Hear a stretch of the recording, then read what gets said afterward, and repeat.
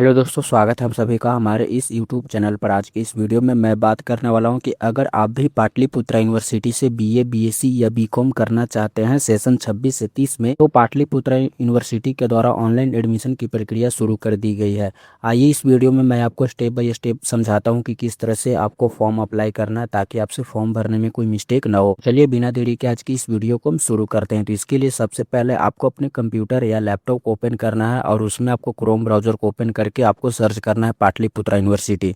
Pataliputra university लिख करके आप जैसे ही सर्च करते हैं तो सबसे पहले नंबर की वेबसाइट आपको यहाँ पर मिल जाती है, जिसको क्लिक करेंगे तो कुछ इस तरह से यहाँ पर ये ओपन होकर के आ जाएगा। अब यहीं पे आपको एक ऑप्शन मिल जाता है समर्थ एडमिशन पोर्टल 2026, जिस पे आपको क्लिक करना है। पर अब जैसे ही क्लिक करते हैं तो आप पहुंच जाते हैं यहाँ पर इस पोर्टल पर, जिसका कुछ इंटरफेस इस तरह से यहाँ पे दिखता है। अब ये इसी पोर्टल के माध्यम से आप ऑनलाइन अप्लाई करेंगे। सबसे पहले तो आपको यहाँ पे रजिस्ट्रेशन करना होगा। रजिस्ट्रेशन करने के बाद आप लॉगिन करेंगे और लॉगिन करने के बाद आप अपना फॉर्म अप्लाई करेंगे। तो यहाँ पे आपको कॉर्नर में रजिस्टर का एक बटन मिल जाता है, जिस पर आप क्लिक करेंगे। उसके बाद आपके सामने यहाँ पे रजिस्ट्रेशन फॉर्म खुल करके आ जाता है।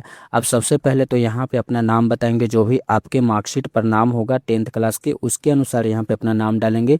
और उसके बाद यहाँ पे आपको डेट ऑफ बर्थ बताना है। जब इस पर आप क्लिक करेंगे तो यहाँ से कैलेंडर ओपन हो जाता है। इस कैलेंडर के माध्यम से आपका जो भी डेट ऑफ बर्थ होगा यहाँ पे डेट ऑफ बर्थ अपना डाल देंगे। उसके बाद आप आगे बढ़ेंगे तो यहाँ से आपको अपना ईमेल आईडी डालना होगा। फिर आप जो ही ईमेल आईडी डालेंगे अगेन आप इसमें भी सेम ईमेल आईडी को डालेंगे। और उसके बाद आपको यहाँ पे मिनिमम 8 कैरेक्टर का एक पासवर्ड क्रिएट करना होगा। फिर आप सेम उसी पासवर्ड को यहाँ पे डालेंगे और उसके बाद आप आगे बढ़ेंगे तो यहाँ से आपका मोबाइल नंबर डालने के लिए बोला जाता है, तो यहाँ पे अपना मोबाइल नंबर डालेंगे। उसके बाद आप इस वाले बॉक्स में अपना दोबारा मोबाइल नंबर को डाल करके वेरीफाई करेंगे। उसके बाद आपको यहाँ पे कैप्चा कोड का ऑप्शन मिल जाता है, जो भी कैप्चा कोड यहाँ पे दिया गया है कैप्चा कोड को डालेंगे। कैप्चा कोड को डालने के बाद यहाँ पे आप रजिस्टर वाले बटन पर क्लिक करेंगे। जैसे ही आप रजिस्टर वाले बटन पर क्लिक करते हैं तो जो भी आपने ईमेल आईडी दिए होंगे उस पर एक ओटीपी चला जाता है। तो जो भी आपको ओटीपी मिला है यहाँ पे आप ओटीपी डालने के बाद यहाँ पे आपको कैप्चा कोड मिल जाता है। इस कैप्चा कोड को यहाँ पे आप डालेंगे और उसके बाद यहाँ पे वेरीफाई ओटीपी वाले बटन पर क्लिक करेंगे। अब आप सक्सेसफुली आपका रजिस्ट्रेशन कंप्लीट हो जाता है। उसके बाद आपको यहाँ पे लॉगिन का एक बटन मिल जाता है, आप इस पे क्लिक करेंगे। उसके बाद यहाँ पे आपने जो भी ईमेल आईडी से अपना रजिस्ट्रेशन किए होंगे उसी ईमेल आईडी को आप यहाँ पे डालेंगे। और उसके बाद इस वाले बॉक्स में आपको अपना पासवर्ड डालना होगा। तो चलिए हम यहाँ पे अपनी ईमेल आईडी और पासवर्ड को डाल करके लॉगिन होने के बाद कुछ इस तरह से इंटरफेस आपको शो होता है। अब यहाँ पे आपको नेक्स्ट करके इसको कंप्लीट कर लेना है। चाहे तो आप यहाँ से इस पर क्रॉस वाले पर क्लिक कर देंगे तो ये हट जाएगा यहाँ से। उसके बाद यहाँ से आप इसको ओके कर देंगे। अब आपको यहाँ पे देखिए सबसे पहले तो आपका प्रोफाइल स्टेटस पेंडिंग दिखा रहा है, तो सबसे पहले तो हम अपने प्रोफाइल स्टेटस को कंप्लीट करेंगे। तो उसके नीचे ही आपको एक कंप्लीट प्रोफाइल का बटन मिल जाता है, जिस पर आप क्लिक करेंगे। अब आपको यहाँ से अपना प्रोफाइल को अपडेट करना है। सबसे पहले तो आपको यहाँ पे फर्स्ट नेम देखने को मिल जाता है और उसके बाद यहाँ पे आपका जो भी ईमेल आईडी होगा यहाँ पे आपको देखने को मिल जाएगा। उसके बाद आपने जो भी मोबाइल नंबर डाले होंगे यहाँ पे आपका मोबाइल नंबर शो हो जाता है। यहाँ पे आपसे अल्टरनेट मोबाइल ईमेल आईडी पूछा जाता है, तो अगर आप देना चाहते हैं तो यहाँ से आप दे सकते हैं, अन्यथा इसको छोड़ भी सकते हैं। उसके बाद यहाँ पे आपको अल्टरनेट मोबाइल नंबर पेरेंट्स का डालने के लिए बोला जाता है, तो अगर आपके पेरेंट्स का कोई मोबाइल नंबर है तो यहाँ पे आप डाल सकते हैं, अन्यथा इसको छोड़ देंगे। आगे बढ़ेंगे तो सबसे पहले तो आपको यहाँ पे जो डेट ऑफ बर्थ यहाँ पे देखने को मिल जाता है, उसके बाद उसके बाद आपको यहाँ पे एप्लीकेंट का जेंडर बताना है, कौन सा जेंडर है। इसके बाद आप आगे बढ़ेंगे तो यहाँ से आपको कैटेगरी बताना है, आप कौन से कैटेगरी से आते हैं। जैसे कि जनरल है, SC ST EWS या BC1 या BC2 कैटेगरी से आते हैं। तो जो भी आपका कैटेगरी होगा यहाँ से आप अपने कैटेगरी को सिलेक्ट कर लेंगे। कैटेगरी को सिलेक्ट करने के बाद यहाँ से आपका कैटेगरी सर्टिफिकेट नंबर को मांगा जाता है, तो आपका जो भी जाति प्रमाण पत्र का सीरियल नंबर होगा यहाँ पे आप डाल देंगे। और उसके बाद आपका जो जाति प्रमाण पत्र है वो कब इशू हुआ था उसका इशू डेट आप यहाँ पे डाल देंगे। अब आगे बढ़ेंगे तो यहाँ से आपका मैरिटल स्टेटस पूछा जाता है कि तो आप क्या है, अनमैरिड हैं, मैरिड हैं, तो यहाँ पे आप अपने अनुसार जो भी हैं उसको सेलेक्ट कर लेंगे। उसके बाद यहाँ से आपको ब्लड ग्रुप पूछा जाता है, तो अगर आपको पता है तो यहाँ पे दे सकते हैं, अन्यथा यहाँ पे नोट नॉन सेलेक्ट कर लेंगे। उसके बाद यहाँ पे आपको are you citizen of Indian, क्या आप इंडियन सिटीजन है, तो अगर हैं तो यहाँ पे यस कर देंगे। उसके बाद आपको यहाँ पे धर्म बताना है, आप कौन से धर्म से आते हैं। जैसे कि अगर आप हिंदू हैं तो हिंदुइज्म को सिलेक्ट करेंगे, इस्लाम है तो इस्लाम को सिलेक्ट करेंगे। तो जो भी आपका धर्म है यहाँ से आप सेलेक्ट कर लेंगे। आगे बढ़ेंगे तो यहाँ से आपको एक आईडी प्रूफ मांगा जाता है, तो इस पे सेलेक्ट आईडी प्रूफ वाले बटन पर क्लिक करेंगे तो यहाँ पे आपको एक अदर का ऑप्शन मिल जाता है, इस पर क्लिक कर लेंगे। देंगे। अब आईडी प्रूफ में आप जो भी देना चाहते हैं, तो जैसे कि मैं अपना यहाँ पे आधार नंबर देना चाहता हूँ, तो यहाँ पे मैं आधार लिख दूंगा और उसके बाद जो भी आपका आधार नंबर होगा यहाँ पे आप डाल देंगे। आगे बढ़ेंगे तो यहाँ पे हम पहुँच जाते हैं फैमिली डिटेल में। अब सबसे पहले तो यहाँ पे आपका मदर्स का नाम बताना होगा। उसके बाद यहाँ पे मदर्स मोबाइल नंबर, अगर मदर्स का मोबाइल नंबर है तो यहाँ पे दे सकते हैं, अन्यथा इसको ब्लैंक भी छोड़ सकते हैं, यह कंपलसरी नहीं है। उसके बाद यहाँ से आपको अपना फादर्स नेम बताना होगा। उसके बाद आपका जो भी फादर्स का मोबाइल नंबर होगा यहाँ पे आप डालेंगे। उसके बाद अगर आपके पास कोई इमरजेंसी कॉन्टैक्ट नंबर है तो यहाँ से डालेंगे, अन्यथा इसको ब्लैंक ही छोड़ देंगे। अब हम आते हैं यहाँ पे अदर कैटेगरी कोटा में। तो सबसे पहले तो यहाँ पर्सन विथ बेंचमार्क डिसेबिलिटीज देखने को मिल जाता है। तो अगर आप में किसी प्रकार की विकलांगता है तो यहाँ से आप सेलेक्ट करेंगे, अन्यथा यहाँ पे नॉट अप्लीकेबल को चूज कर लेंगे। उसके बाद यहाँ पे आपसे कल्चरल एक्टिविटीज पूछा जाता है। तो अगर आप इसमें से किसी भी कल्चरल एक्टिविटीज जानते हैं तो यहाँ से आप सेलेक्ट करेंगे, अन्यथा यहाँ पे नॉट अप्लीकेबल पे सेलेक्ट कर लेंगे। उसके बाद यहाँ से आपसे स्पोर्ट्स कोटा के बारे में पूछा जाता है। तो अगर आप स्पोर्ट्स कोटा से हैं तो यहाँ पे यस करेंगे, अन्यथा इसको नो कर देंगे। जब यहाँ से आप इसको यस करते हैं तो यहाँ पे आपको जानकारी देना होगा कौन से स्पोर्ट्स से आप खेले हैं, यहाँ पे आपको जानकारी बताना होगा। तो हम यहाँ पे सिंपली नो कर लेते हैं। अब यहाँ पे आपको अपना एड्रेस बताना होगा। तो सबसे पहले तो यहाँ पे अपना एड्रेस 1 लिखेंगे और उसके बाद आपको जैसे कि यहाँ पे आपका विलेज हो गया, विलेज लिख देंगे और इसमें अपना पोस्ट बता देंगे।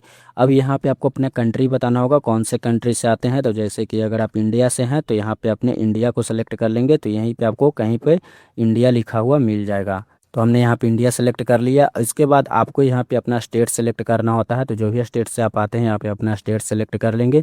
उसके बाद यहाँ पे आप जो भी डिस्ट्रिक्ट से आप आते हैं यहाँ पे अपना डिस्ट्रिक्ट सेलेक्ट करेंगे और उसके बाद अपने यहाँ पे सिटी बताएंगे और यहाँ पे आपको अपना पिन कोड बताना होगा।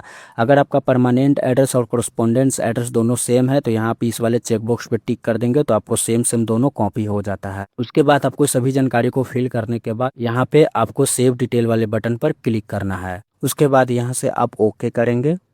ओके करने के बाद आप सेकंड स्टेप में पहुंच जाते हैं। यहाँ पे आपने जो भी जानकारी भरा है तो यहाँ से आप एक बार चेक कर लेंगे कि आपके द्वारा जो भी जानकारी भरा गया है वो सही है कि या नहीं। अगर कुछ गलती लगता है तो यहाँ से आप अपडेट वाले बटन पर क्लिक करेंगे, तो आप यहाँ से अपडेट कर सकते हैं।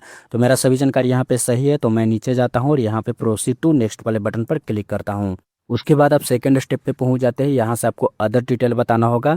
अब यहाँ पे आपसे एबीसी आईडी कार्ड मांगा जाता है। तो जो भी आपका एबीसी आईडी कार्ड है यहाँ पे एबीसी आईडी कार्ड दे सकते हैं। अगर आपका एबीसी आईडी कार्ड नहीं मिला बना हुआ है तो यहाँ से आप क्लिक हियर पे क्लिक करेंगे तो आप इस वाले पोर्टल पे पहुंच जाते हैं। यहाँ से आप अपना एबीसी आईडी क्रिएट कर सकते हैं या डिजी लॉकर के अकाउंट पर जाकर के भी अपना एबीसी आईडी कार्ड बना सकते हैं। तो आपका जो भी एबीसी आईडी कार्ड होगा यहाँ पे आप डाल देंगे। उसके बाद यहाँ आपसे पूछा जा रहा है कि do you have NCC certificate. अगर आपके पास एनसीसी सर्टिफिकेट है तो यहाँ पे यस करेंगे, अन्यथा इसको नो ही पर रहने देंगे। उसके बाद आप आगे बढ़ेंगे तो यहाँ आपसे पूछा जा रहा है कि have you participated in national service scheme, यानी आप एनएसएस में कभी पार्टिसिपेट हुए हैं। तो अगर आप यहाँ से अगर हुए होंगे तो यस करेंगे, अन्यथा इसको नो कर देंगे। अब आगे बढ़ने पर यहाँ आपसे पूछा जा रहा है कि are you ward of university employ, क्या आप यूनिवर्सिटी के मम्मी पापा या कोई अन्य है जो पाटलिपुत्रा यूनिवर्सिटी के अंतर्गत काम करते हैं। तो ऐसा अगर है तो यहाँ पे यस करेंगे और उनके यहाँ पे जानकारी बताएंगे। अगर नहीं है तो यहाँ पे नो कर देंगे। उसके बाद आपको यहाँ पे डोमिसाइल ऑफ बिहार बताना है कि आप क्या बिहार के निवासी हैं, तो यहाँ पे यस कर सकते हैं, अन्यथा अगर बिहार के निवासी नहीं है तो यहाँ पे नो कर देंगे। उसके बाद यहाँ पे आपको सेव एंड नेक्स्ट वाले बटन पर क्लिक करना है। तो अब आप यहाँ पे आपने जो भी अदर डिटेल में भरा था यहाँ पे आपको एक बार जानकारी यहाँ पे दिख जाता है सभी कुछ। तो अगर आपको यहाँ पे लगता है कि कुछ गलती है तो यहाँ से और अगर आपको सही जानकारी सही लगता है तो यहाँ पे प्रोसीड टू नेक्स्ट वाले बटन पर क्लिक करेंगे। अब आ जाते हैं यहाँ पे आपको डॉक्यूमेंट्स अपलोड करना है। तो डॉक्यूमेंट्स अपलोड करने में सबसे पहले तो आपको अपना फोटो अपलोड करना है, जिसका साइज होगा 10 से 50 KB के अंदर। और आपको यहाँ पे सिग्नेचर अपलोड करना होगा, इसका भी साइज आपको 10 से 50 KB 500 KB के बीच में रहेगा। उसके बाद यहाँ पे आपको जो भी आईडी प्रूफ डाले थे, जैसे कि आपने जो आईडी प्रूफ में अगर आधार कार्ड डाले होंगे तो आधार कार्ड का फ्रंट और बैक दोनों को यहाँ पे PDF फॉर्मेट में अपलोड करेंगे। उसके बाद आपका जो भी डोमिसाइल सर्टिफिकेट होगा यहाँ पे अपना डोमिसाइल सर्टिफिकेट को अपलोड कर देंगे। जैसे कि यहाँ पे आपको फोटो अपलोड करना है तो यहाँ पे आप सेलेक्ट फाइल वाले पे क्लिक करेंगे और जिस भी लोकेशन पे आप अपना फ़ोटो रखे हैं यहाँ से अपने फ़ोटो को चूज कर लेंगे। फ़ोटो अपलोड होने के बाद यहाँ पे आपको स्टार्ट अपलोड वाले बटन पर क्लिक कर देना है, तो आपका यहाँ पे फ़ोटो अपलोड होना शुरू हो जाएगा। उसके बाद यहाँ पे आपको अपना सिग्नेचर अपलोड करना है, तो उसके लिए भी यहाँ पे आप सेलेक्ट फाइल पे क्लिक करेंगे और जिस भी लोकेशन पे आपने सिग्नेचर को रखा है यहाँ से अपने सिग्नेचर को अपलोड करा लेंगे। उसके बाद यहाँ पे आप देखिए स्टार्ट अपलोड का बटन मिल जाएगा, जिस पर क्लिक करेंगे आपका सिग्नेचर भी यहाँ पे अपलोड हो गया। यहाँ पे आपका आईडी प्रूफ अपलोड करना है, तो सेलेक्ट फाइल पे क्लिक करेंगे और जो भी आपने वहाँ पे आईडी कार्ड सेलेक्ट किया होगा यहाँ से आप अपना अपलोड कर लेंगे। इसके बाद यहाँ से स्टार्ट अपलोड करेंगे, आपका आईडी कार्ड भी अपलोड हो जाएगा। और आपका जो भी डोमिसाइल सर्टिफिकेट होगा तो यहाँ पे अपना डोमिसाइल सर्टिफिकेट को भी अपलोड कर लेंगे। अब जो भी डॉक्यूमेंट आप अपलोड किए हों सभी का यहाँ पे प्रीव्यू दिखने के लिए एक बटन मिल जाता है। यहाँ पे देखिए जैसे कि आपने आईडी प्रूफ अपलोड किया है तो इसको आई वाले बटन पर क्लिक करके यहाँ पे आप देख सकते हैं, या आपका यहाँ पे फ़ोटो और सिग्नेचर भी दिख जाता है। तो सभी डॉक्यूमेंट्स को अपलोड करने के बाद यहाँ पे हम प्रोसीड टू नेक्स्ट वाले बटन पर क्लिक करते हैं। तो अब हम आ जाते हैं फाइनल प्रीव्यू के पेज पर। यहाँ पे आपके द्वारा भरे गए सभी जानकारी को एक बार देख लेना है कि आपने जो भी जानकारी भरा है क्या वो सही है या नहीं। अगर आपको लगता है कि कुछ यहाँ पे गलती हुई है तो यहाँ पे अपडेट वाले बटन पर क्लिक करके इसको आप अपडेट कर देंगे। अगर आपको सभी जानकारी यहाँ पे सही रहता है तो यहाँ पे आप नीचे आएंगे और यहाँ पे आपको सबमिट एंड लॉक वाले बटन पर क्लिक कर देना है। उसके बाद यहाँ पे आप इस वाले चेकबॉक्स पे क्लिक करेंगे और यहाँ पे कन्फर्म एंड लॉक वाले बटन पर क्लिक कर देंगे। तो आपका जो प्रोफाइल है वो कंप्लीट हो गया। अब यहाँ पे आपको अपने कोर्स के लिए अप्लाई करना है, तो यहाँ पे आपको एक बटन मिल जाता है अप्लाई फॉर अ प्रोग्राम। इस पे आप क्लिक करेंगे तो सबसे पहले तो यहाँ पे आपको एक बैचलर का ऑप्शन मिल जाएगा, जिस पे बैचलर को सेलेक्ट करेंगे और यहाँ पे जैसे ही बैचलर को सेलेक्ट करते हैं तो यहाँ पे आपका प्रोग्राम आ जाता है, जिसमें आप क्या करना चाहते हैं। बीए करना चाहते हैं इकोनॉमिक्स से, इंग्लिश से, बीए करना चाहते हैं हिंदी से, आर्ट्स से, तो यहाँ पे सही विषय आपको मिल जाता है। आप जो भी करना चाहते हैं यहाँ से आप अपने अनुसार सेलेक्ट कर लेंगे। जैसे कि मैं यहाँ पे अपना बीए हिस्ट्री से करना चाहता हूँ तो मैं यहाँ पे बैचलर ऑफ आर्ट्स हिस्ट्री इस वाले को सेलेक्ट कर लेता हूँ, तो यहाँ पे आ गया। और इसके लिए आपको यहाँ पे एलिजिबिलिटी क्राइटेरिया दिख जाता है कि इसके लिए आपको एलिजिबिलिटी क्राइटेरिया क्या होने वाला है। अब इसके बाद आपको यहाँ पे 10 कॉलेज का प्रीफरेंस देना है कि अगर बीए करना चाहते हैं हिस्ट्री ऑनर से तो सबसे पहले कौन से कॉलेज का प्रीफरेंस देना चाहते हैं। तो यहाँ पे आपको 10 कॉलेज का प्रीफरेंस डालना होगा। तो सबसे फर्स्ट प्रीफरेंस पर हम देखेंगे तो यहाँ पे बहुत सारे कॉलेज मिल जाते हैं, जो भी कॉलेज आपको देना है यहाँ से आप सेलेक्ट करेंगे। तो मैं यहाँ पे एक एक करके जो 10 कॉलेज का विकल्प है यहाँ पे अपना मैं ऐड कर लेता हूँ। यहाँ पे आपको एक बात ध्यान रखना है कि जिस भी कॉलेज में आपको फर्स्ट प्रायोरिटी है कि मैं इस कॉलेज में एडमिशन करवाना चाहता हूँ तो उसको आप फर्स्ट या सेकंड नंबर पर ही रखेंगे। उसके बाद आपका जो भी कम प्रायोरिटी वाला सब्जेक्ट कॉलेज है उसको आप उससे नीचे रखेंगे। इस बात को आपको ध्यान रखना होगा। यहाँ तो मैं यहाँ पे अपने 10 कॉलेज का प्रीफरेंस ऐड कर लिया हूँ। यहाँ पे आपको नीचे मिल जाता है एक स्टार्ट एप्लीकेशन का, जिस पर आप क्लिक कर देंगे। अब आ जाते हैं यहाँ पे अगले पेज पे। उसके बाद यहाँ पे देखिए आपको एप्लीकेबल एलिजिबिलिटी का एक ऑप्शन मिलता है, तो यहाँ पे इसको टिक कर लेंगे और आगे बढ़ेंगे। तो यहाँ पे सबसे पहले तो आपको यहाँ पे 10th की जानकारी को देना है। सबसे पहले तो यहाँ से आपसे पूछा जा रहा है कि आप 10th कौन से ईयर में पास किए हैं, तो जिस भी ईयर में आपने पास किया होगा यहाँ से अपने पासिंग ईयर को सेलेक्ट करेंगे और उसके बाद आपका 10th में कितना % मार्क्स था यहाँ पे अपने मार्क्स को डाल लेंगे। उसके बाद यहाँ पे आपका टोटल कितना का एग्ज़ाम हुआ था यहाँ पे आप डाल देंगे। जैसे कि आपको 500 का एग्ज़ाम हुआ होगा तो 500 डालेंगे। 500 में से आपको कितना अंक प्राप्त हुआ है यहाँ पे आप डाल देंगे। उसके बाद यहाँ पे आपने जो 10th पास किया वो कौन से बोर्ड से पास किए हैं, तो यहाँ पे अपने जो भी बोर्ड से पास किए होंगे यहाँ पे अपने बोर्ड का नाम लिख देंगे। जैसे कि मैं यहाँ पे बिहार बोर्ड से पास हुआ हूँ तो मैं यहाँ पे बीए। उसके बाद आपको यहाँ पे जिस भी इंस्टीट्यूट से पास हुए होंगे उस इंस्टीट्यूट का यहाँ पे आपको नाम बताना होगा। अब आगे बढ़ेंगे तो यहाँ से आपको 12th की जानकारी मांगी जा रही है। तो सबसे पहले आपको बताना है कि 12th आप पास हैं या नहीं, तो यहाँ पे पास्ट पे सेलेक्ट कर लेंगे। उसके बाद आपने किस ईयर में 12th एग्जाम पास किया है, तो यहाँ पे अपना पासिंग ईयर को सिलेक्ट करेंगे और उसके बाद यहाँ पे आपको 12th में कितना % अंक प्राप्त हुआ था यहाँ पे आप लिख देंगे। और यहाँ पे आपको बताना है कौन से डिवीजन से आप पास हुए हैं। अगर आप फर्स्ट डिवीजन से पास हुए तो यहाँ पे फर्स्ट लिखेंगे, अगर आप सेकंड डिवीजन से पास हुए तो यहाँ पे आप सेकंड लिखेंगे। और उसके बाद आपको यहाँ पे बताना है कि कौन से आप बोर्ड से पास हुए हैं, यहाँ पे बोर्ड का नाम लिख देंगे। और उसके बाद आपका जो भी इंस्टीट्यूट से 12th का एग्जाम पास हुए हैं यहाँ पे अपने इंस्टीट्यूट का नाम लिखेंगे। और उसके बाद यहाँ पे आपको बताना अपना सब्जेक्ट का कॉम्बिनेशन, यानी कि आपने 12th में कौन कौन से सब्जेक्ट पढ़े हैं, तो यहाँ पे आपको एक एक करके लिखना होगा। इसके बाद अगर आपको इंग्लिश पढ़े होंगे तो यहाँ पे आप इंग्लिश लिखेंगे और इसी तरह से आपको फिजिक्स, केमिस्ट्री, मैथ यानी कि जो भी आपका सब्जेक्ट होगा यहाँ पे अपने लिख लेंगे कॉमा लगा करके। अब आप आगे बढ़ेंगे तो यहाँ पे आपको 12th में जो भी सब्जेक्ट होगा यहाँ पे आप सब्जेक्ट वाइज आपको मार्क्स एंटर करना होगा। तो जैसे ही आप इस पे क्लिक करते हैं तो सभी सब्जेक्ट का नाम यहाँ पे आ जाता है। जैसे कि आपकी 12th पे जो भी सब्जेक्ट होगा वो यहाँ से आप लिखेंगे। जैसे कि अगर आपका हिंदी होगा तो यहाँ पे हिंदी सर्च करेंगे तो हिंदी आ जाता है। अब यहाँ पे हिंदी में बहुत सारे कैटेगरी आपको मिल जाते हैं। तो यहाँ पे सबसे पहले आपको तो एक हिंदी कोर का ऑप्शन मिल जाएगा, जिसको आप सेलेक्ट करेंगे।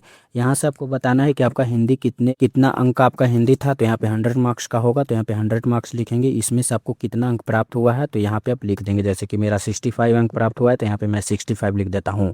उसके बाद आप आगे इसी तरह से सभी सब्जेक्ट को ऐड कर लेंगे। जैसे कि अगर आपका इंग्लिश होगा तो यहाँ पे आप इंग्लिश सेलेक्ट करेंगे और उसके बाद आपको कितना अंक में से कितना अंक प्राप्त हुआ है यहाँ पे आप ऐड करेंगे। और आगे इसी तरह से मैं यहाँ पे केमिस्ट्री सर्च कर लेता हूँ। तो मेरा केमिस्ट्री यहाँ पे आ गया। केमिस्ट्री 100 अंक का था, इसमें से मुझे 17 अंक प्राप्त हुआ है तो यहाँ पे मैं मार्क्स लिख दिया। इसी तरह से मैं फिजिक्स को भी ऐड कर देता हूँ। तो इसी तरह से मैं चलिए सभी सब्जेक्ट को यहाँ पे मैं ऐड कर लेता हूँ। तो मैं सभी सब्जेक्ट वाइज यहाँ पे मार्क्स अपना इंटर कर लिया है और उसी के अनुसार यहाँ पे आपका परसेंटेज निकल करके आ जाता है। मैक्सिमम की टोटल मार्क्स कितना का था तो 500 यहाँ पे दिख रहा है। उसके बाद आपको कितना अंक प्राप्त हुआ है तो यहाँ पे आपको दिख रहा है। तो इतनी जानकारी को फिल करने के बाद यहाँ पे आपको सेव एंड नेक्स्ट का एक बटन मिल जाएगा, जिस पे आप क्लिक कर देंगे। अब आ जाते हैं आप अपने एलिजिबिलिटी क्राइटेरिया के प्रीव्यू पेज पे। तो आप अपने द्वारा जो भी जानकारी यहाँ पे भरे हैं यहाँ पे एक बार चेक कर लेंगे कि जो जानकारी आप तो भरे हैं वो सही है या नहीं। अगर कुछ गलती लगता है तो यहीं पे आपको अपडेट का बटन मिल जाता है, इसको क्लिक करके आप अपडेट कर लेंगे।